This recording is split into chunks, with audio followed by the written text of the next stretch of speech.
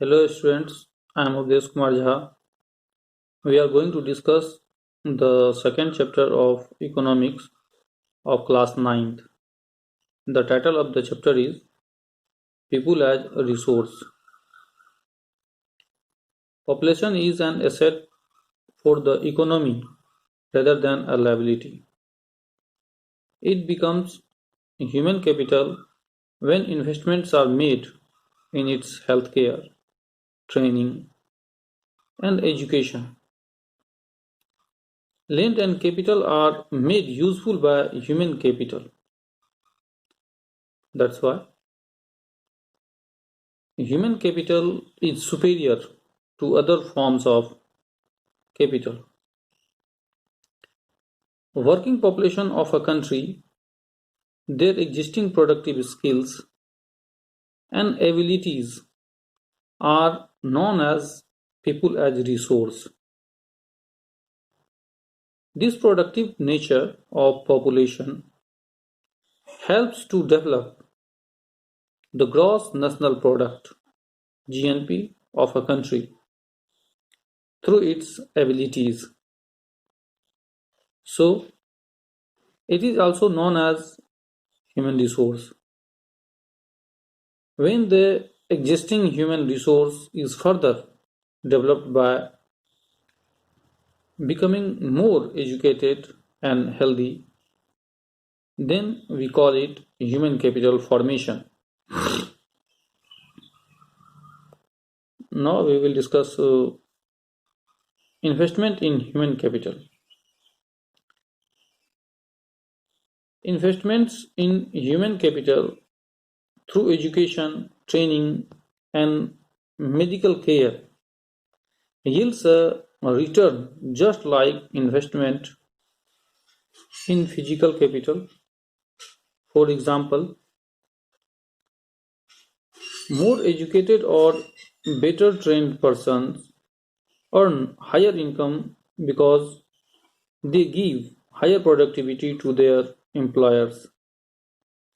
In the same way, a healthier person can also give higher productivity and earn a good income. Population can be turned into a productive asset by spending resources on education and health for all, giving training to industrial and agricultural workers for using modern technology, providing useful scientific researches, and so on. Investment in education and health. Educated parents are found to invest more heavily on the education of their children. They are also more aware of their children's needs of nutrition and hygiene. A virtuous cycle is created in this case. Countries like Japan have invested heavily in human resources because they did not have adequate natural resources. They import the natural resources needed by the country. They have invested on people, especially in their field of education and health. These people have made efficient use of other resources like land and capital. Efficiency and technology evolved by people have made these countries developed. Now we will discuss the economic activities by men and women. Activities which add value to the national income are called economic activities or market activities. They are classified into three sectors: primary sector, secondary sector, and tertiary sector.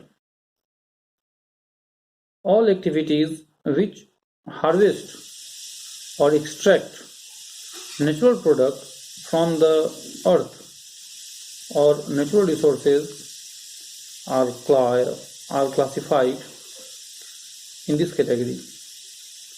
These include agriculture, forestry, dairy, farming, animal husbandry, fisheries, poultry farming, mining, and quarrying.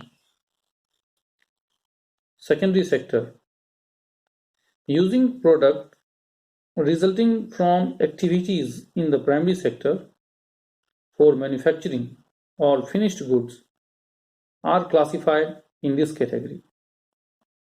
All manufacturing processes and construction activities are included in the secondary sector.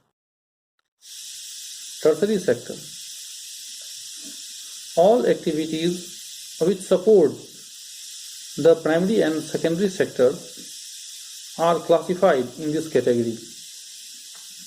These include trade, transportation, communication, sales and services, education, health, tourism, banking, insurance, legal services,